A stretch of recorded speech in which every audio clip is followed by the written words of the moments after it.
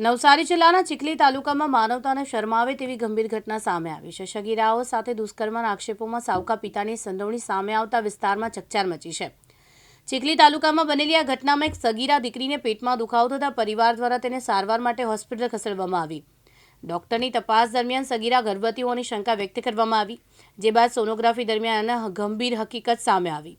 આ ઘટનાની જાણ થતાં પરિવાર અને સ્થાનિકોમાં આક્રોશ ફેલાયો છે। પ્રાથમિક તપાસમાં સાવકા પિતા સામે ગંભીર આક્ષેપો સામે આવ્યા છે। પોલીસે સમગ્ર મામલે ગુનો નોંધી વધુ તપાસ હાથ ધરી છે। આરોપી સામે કડક કાર્યવાહી કરવામાં આવે તેવી શક્યતા છે। આ બનાવે સમાજમાં સગીરાની સુરક્ષા અંગે ગંભીર પ્રશ્નો ઊભા કર્યા છે।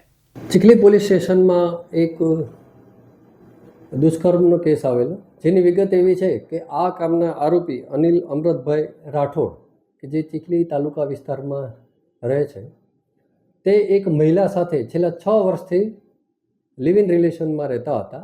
આ મહિલાને તેના આગલા પતિથી 4 સંતાનો હતા, જેમાં તેની 2 સગીર વયની બાળાઓ પણ તેમાં સામેલ હતી।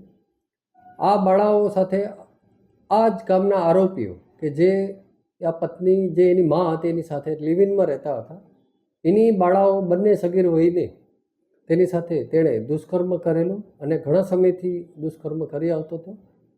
છેલ્લે એને પેટમાં દુખાવો થતાં હોસ્પિટલાઇઝ ગયા અને ત્યાં આ વસ્તુની જાહેર થઈ અને હાલ આની ગુનાની તપાસ પોલીસ ઇન્સ્પેક્ટર કરી રહ્યા છે। ઉપરાંત આરોપી જે અનિલ રાઠોડની ધરપકડ કરી અને કાયદેસર કાર્યવાહી કરે। બ્યુરો રિપોર્ટ, દિવ્યાંગ ન્યૂઝ, નવસારી।